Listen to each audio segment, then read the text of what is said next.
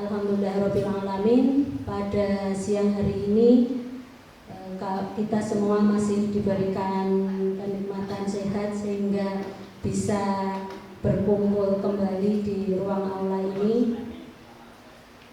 Bapak Ibu yang saya hormati, terima kasih atas kehadiran Bapak Ibu guru di aula ini. Kegiatan dari kami calon guru penggerak untuk diseminasi penyebaran pemahaman budaya positif yang menjadi salah satu tugas kami di kegiatan calon guru penggerak. Selanjutnya Bapak Ibu guru, bahwa di sekolah kita ini ada 4 calon guru penggerak nanti yang akan kita bagi untuk diseminasi menjadi 2 hari. Yang pertama ini nanti saya dengan Bu Indah, kemudian besok pagi dari Pak Faris dan Bu Puan yang juga akan melaksanakan diseminasi. Sebelum nanti dari kami menyampaikan materi terkait pemahaman dan penerapan budaya positif, marilah kita buka acara pada siang hari ini dengan bacaan Bismillahirrahmanirrahim.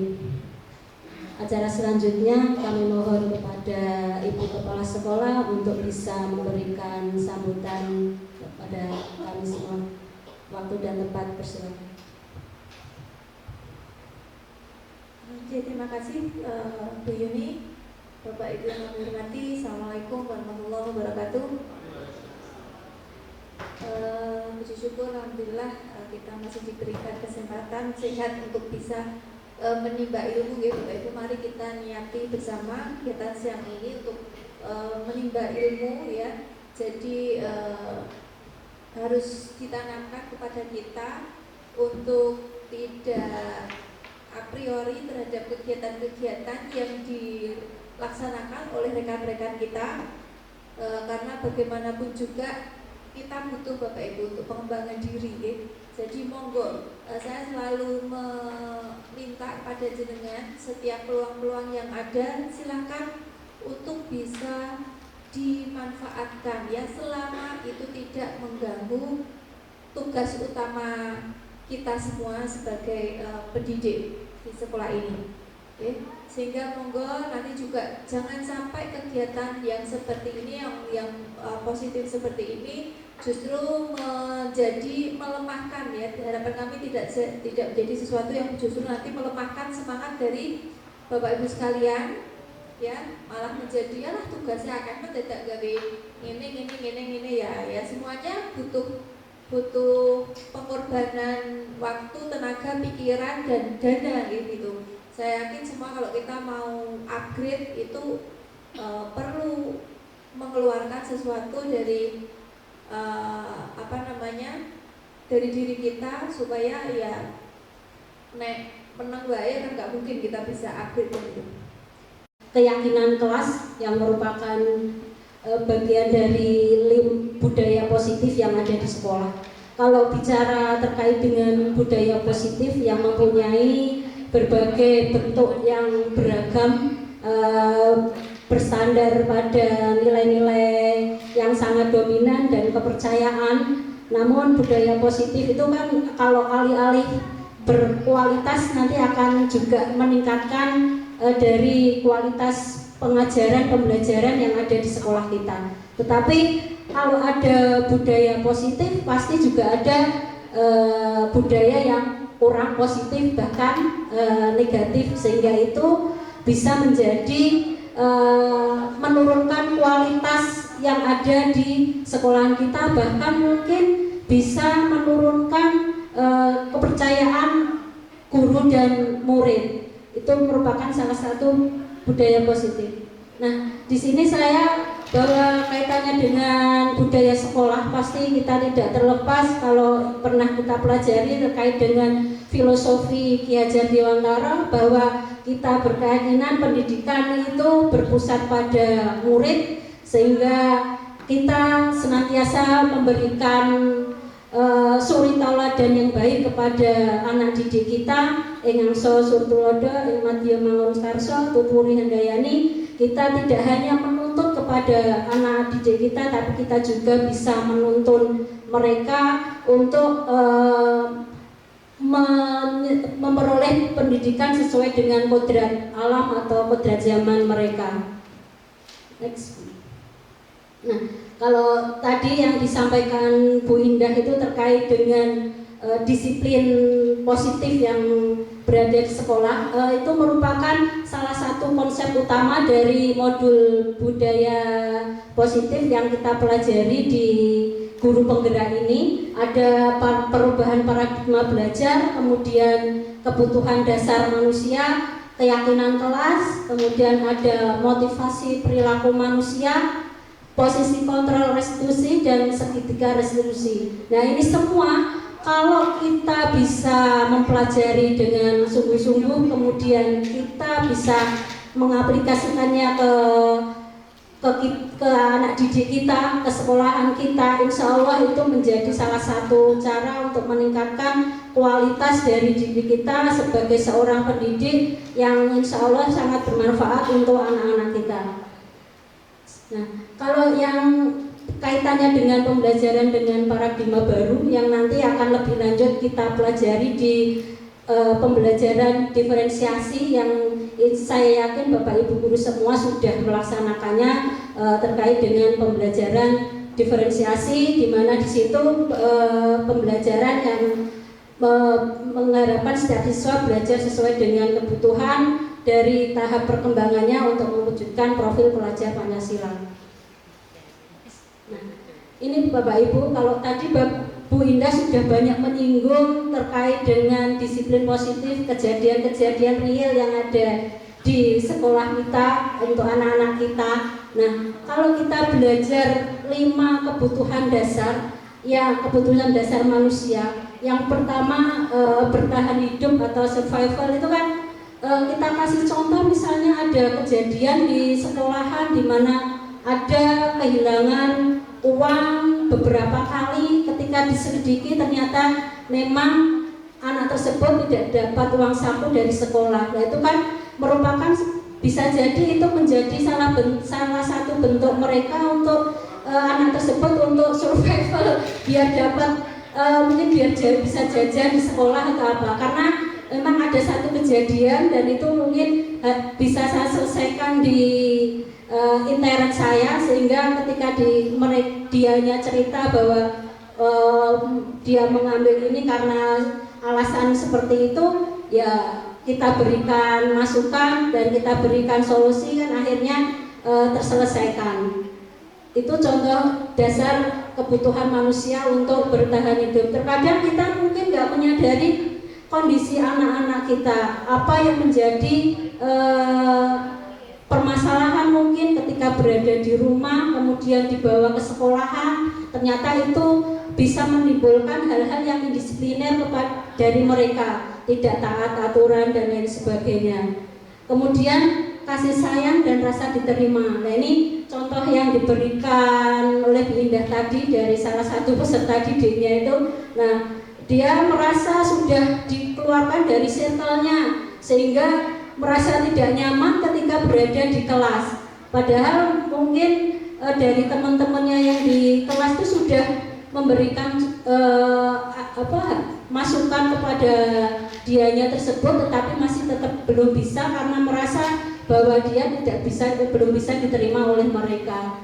Dan itu salah satu mungkin contoh yang diberikan. Padahal di kelas kita, mungkin di anak-anak kita yang selaku wali kelas, ternyata kalau kita lebih dalam lagi mendekati mereka, ternyata begitu kita mempelajari, misalnya anak ini salah satu contoh dari kelas saya itu ada Bapak Ibu, saya sedikit mungkin kurang sabar ketika dia kok beberapa minggu tidak masuk, sehingga saya juga akhirnya dia WA pun kadang saya sampai nggak tak balas atau apa. Ketika dia menyampaikan ya udah Bu Yuni kalau nggak percaya nggak apa-apa, padahal izinnya sakit seperti itu, dan izinnya kalau nggak mengantar bapaknya berobat gitu. Ini kok berobat kok setiap hari, setiap beberapa minggu mesti izin berobat. Nah akhirnya saya dengan minta tolong dengan Bu Puan home visit ke rumahnya. Ternyata sampai di rumahnya saya dengan Bu Puan itu malah nggak bisa berkata-kata sama sekali Bapak Ibu, karena ketika melihat kondisi yang benar-benar nggak bisa kita akhirnya mau menyelesaikan masalahnya dia di sekolahan, karena memang benar ternyata di rumahnya mungkin karena salah satu kondisi yang akhirnya menyebabkan kasih sayang, rasa diterimanya itu yang kurang dari dia. Nah ketika dia mengatakan Bu Yuni nggak percaya atau apa tuh, sampai akhirnya saya merasa sangat bersalah sekali. Kok bisa saya melakukan seperti itu, istilahnya kok tidak membalas, misalnya kok tidak percaya, oh ternyata benar bapaknya sakit, oh ternyata memang kondisinya seperti ini. Nah itu kita memang sebagai guru yang multitasking gitu ya Bu ya, kita bisa membangun ruang-ruang dialog dengan peserta didik kita, sehingga itu bisa menjadi salah satu bentuk kedekatan emosional kita dengan anak-anak didik kita. Ketika mereka sudah dipercayai, oh ya Bu Yuni sekarang sudah percaya dengan kondisinya seperti ini, dia akan bangkit lagi dengan kondisinya, akan memperbaiki hal-hal yang mungkin kemarin dianggap kita itu negatif, sehingga anak tersebut kan dengan kondisi salah satunya kebutuhan dasar itu merasa diperhatikan, merasa diterima. Nah itu menjadi nilai positif untuk dianya tersebut. Kemudian kaitannya dengan kebebasan. Nah terkadang anak didik kita itu mungkin ada yang tadi kalau diceritakan Bunda, kalau strength ya nggak suka, tapi kalau dibebaskan ya kurang suka juga. Nah terkadang kita juga sebagai seorang guru kan harus bisa tarik ulur gitu ya Bapak Ibu. Ketika memang dalam kondisi butuh ketegasan kita juga harus tegas. Ketika memang mereka ingin memberikan kebebasan, diberikan kebebasan, ya kita bisa memberikan dengan ada beberapa hal yang harus kita perhatikan. Kemudian kesenangan. Nah ini terkadang dasar kebutuhan kesenangan ini ibaratnya mereka melakukan hal-hal yang indisipliner karena dalam salah satu bentuk dari kesenangan dia, oh saya mau bolos sekolah karena nanti mau ketemu dengan teman yang di luar sekolah. Akhirnya menjadi kebiasaan, nggak bisa diselesaikan, akhirnya beberapa minggu nggak masuk. Nah itu kan juga menjadi salah satu bentuk kebutuhan dasar dia sebenarnya, tetapi yang merupakan hal-hal yang negatif yang perlu kita bantu untuk mencari pemecahannya. Kemudian penguasaan juga. Nah ini terkadang ada misalnya di kelas yang memang tipikal dari peserta didik itu yang harus jadi pemimpin, harus yang terdepan dan sebagainya. Tetapi ketika mungkin sesekali kok ternyata dia tidak kurang dianggap oleh temannya, nah terkadang itu juga nanti yang akan menjadi salah satu permasalahan itu. Nah untuk nilai-nilai terkait dengan dasar kebutuhan manusia, kita harusnya tidak fokus hanya pada peserta didik kita saja, tapi dari kita juga, dari Bapak Ibu guru juga harus menyadari kebutuhan dasar apa yang akhirnya menyebabkan mungkin buat kita kok belum bisa melaksanakan kewajiban kita, tugas kita dengan sebaik mungkin. Kalau kita ibaratkan misalnya dari 5 itu gelas, kira-kira gelas mana yang belum penuh itu yang mana. Nah nanti kita bisa mencari, oh ya mungkin kaitannya dengan kesenangan, oh karena belum, nanti kalau saya ngajar full atau apa kesenangan saya berkurang gitu apa. Nah itu kan bisa menjadi salah satu permasalahan yang nanti juga akan menjadi menurunkan kualitas dari pengajaran kita kepada anak didik kita. Setelah kita menyadari atau bisa melihat kebutuhan-kebutuhan dasar dari peserta didik, kita kemudian akan melakukan bentuk dari keyakinan kelas. Saya yakin di sini Bapak Ibu guru semua sudah pernah membuat keyakinan kelas bersama anak-anak di kelas, di mapel pelajarannya masing-masing. Keyakinan kelas di sini kan sesuatu yang diyakini bersama, yang berasal dari penyatuan pikiran untuk menjadi nilai-nilai kebaikan yang nantinya akan diturunkan di kelas. Nah, kalau saya ini menyampaikan mengapa keyakinan kelas, mengapa tidak peraturan kelas saja. Kira-kira apa Bapak Ibu guru? Mengapa kok keyakinan kelas tidak peraturan kelas saja? Dan Bu Mida ada mau membantu menjawab.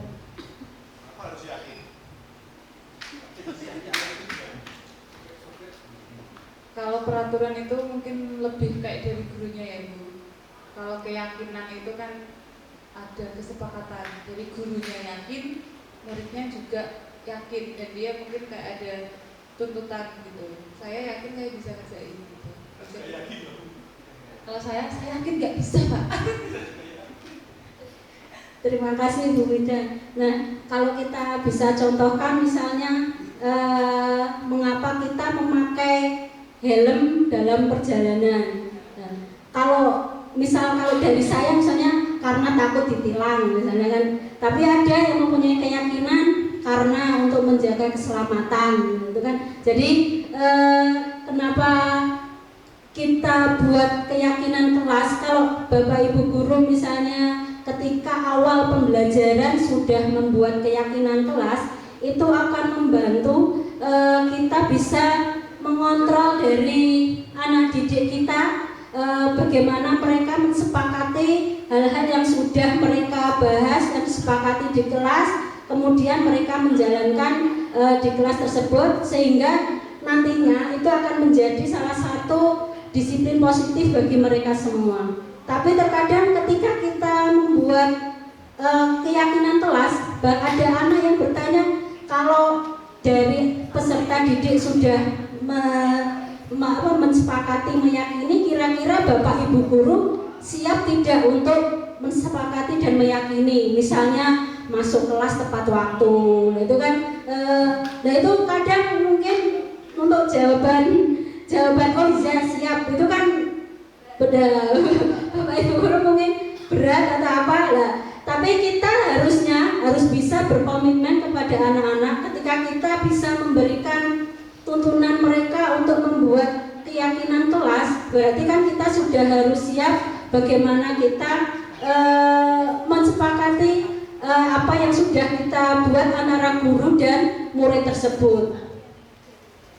Nah, ini dari tujuan untuk menumbuhkan budaya positif melalui keyakinan kelas, Bapak Ibu. Pertama, untuk menciptakan pembelajaran yang berpusat pada murid seperti yang disampaikan tadi filosofi Ki Hajar Dewantara. Kemudian memunculkan keterlibatan murid dalam menentukan kelas yang diimpikan, sehingga nanti murid lebih bertanggung jawab keputusan yang mereka buat bersama-sama.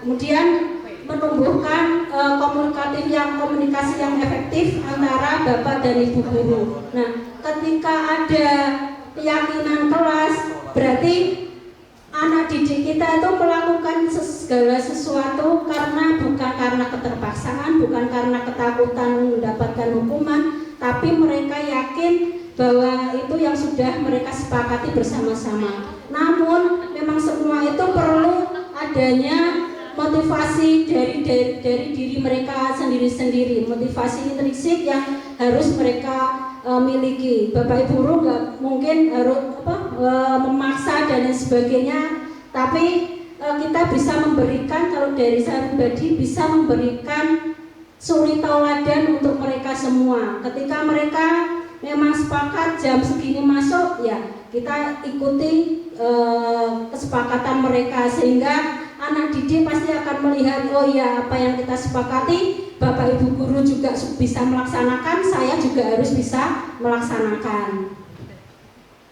Nah, ciri-ciri keyakinan kelas ini kalau yang pernah mungkin Bapak Ibu guru buat, keyakinan kelas berupa pernyataan-pernyataan universal yang dibuat dalam bentuk kalimat positif. Jadi nggak ada kata-kata dilarang atau tidak boleh dan lain sebagainya itu.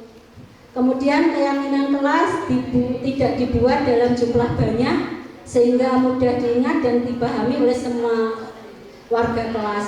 Di 5, 3, 4 itu sudah, kalau itu sudah berjalan itu sangat luar biasa sekali. Kemudian keyakinan kelas merupakan sesuatu yang dapat diterapkan di lingkungan kelas tersebut. Jadi kita bisa menyesuaikan. Kalau saya misalnya karena ada kegiatan pembelajaran di lahan, berarti saya juga menyesuaikan ketika membuat keyakinan kelas, saya juga akan lebih menujunya ke kaitannya dengan ketika pembelajaran di lahan bagaimana. Kemudian pembuatan keyakinan kelas melibatkan semua warga kelas melalui kegiatan curah pendapat. Kita berikan kesempatan untuk anak didik kita untuk menyampaikan pendapat mereka, kemudian kita bisa mencari jalan tengahnya sehingga menjadi salah satu bentuk dari keyakinan kelas. Kemudian keyakinan kelas ditinjau kembali dari waktu ke waktu. Nanti kalau pembelajaran besok mungkin awal tahun ajaran baru, sebelum masuk kelas, Bapak Ibu guru bisa mulai dengan mengawalinya dengan membuat keyakinan kelas dengan anak didik, sehingga kita memulai hal-hal yang positif untuk melakukan kegiatan pembelajaran.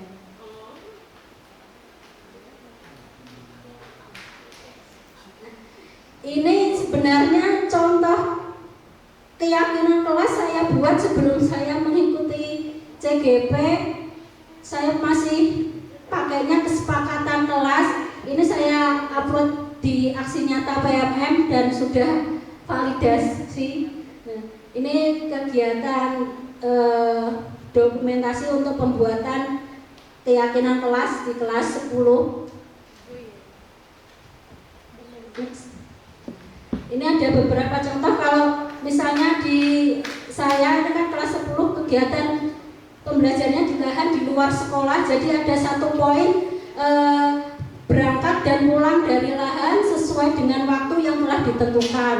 Nah misalnya jadi kalau ada yang molor pulangnya harusnya dari lahan tuh jam 10 sampai sekolah jam 12, berarti padahal ada sepakatan misalnya sampai sekolah maksimal jam setengah 11, berarti kan sudah melanggar salah satu bentuk dari keyakinan kelas yang mereka buat. Next. Nah, ini refleksi Bapak Ibu guru. Jadi ada, ini saya ambil dari komunitas Gerakan Sekolah Menyenangkan sebagai refleksi buat kita sebagai seorang pendidik, karena kita, saya yakin perlu sekali-sekali melakukan refleksi apakah kita sudah menjadi seorang pendidik yang baik di mata anak-anak kita. Ya, ini ada bentuk tulisan dari salah satu di komunitas GSM ini, guru apa aku ini, judulnya itu guru apa aku ini. Aku meminta muridku membaca, sementara aku sendiri berhenti membaca. Guru apa aku ini? Aku meminta muridku belajar, aku sendiri berhenti belajar. Guru apa aku ini? Di saat aku meminta muridku cari sumber lain untuk belajar, aku sendiri hanya WA sebagai sumber belajar. Bagaimana aku dapat merubah muridku? Aku sendiri belum dapat merubah diriku. Bagaimana aku meminta muridku untuk kreatif? Aku sendiri minim kreativitas. Bagaimana aku bisa jadi inspirasi untuk muridku? aku sendiri masih malas untuk mengupgrade diri. Bagaimana aku meminta belajar sementara aku berhenti belajar? Masih pantaskah aku disebut guru? Ini refleksi saja Bapak Ibu, sehingga kalau saya selalu mengingat apa yang disampaikan oleh Ibu Kepala Sekolah, atau kalau apel itu berkali-kali saya mendengar yang sering disampaikan bahwa core bisnis kita itu kan pengajaran, memberikan pembelajaran kepada anak didik kita sebaik mungkin, sehingga itu bisa menjadi salah satu jalan kita untuk menggapai keberkahan hidup dunia akhirat. Demikian Bapak Ibu Guru, mohon maaf bila ada salah kata. Terima kasih atas waktunya. Wallahu muwaffiq ila aqwamit thoriq. Wassalamualaikum warahmatullahi wabarakatuh.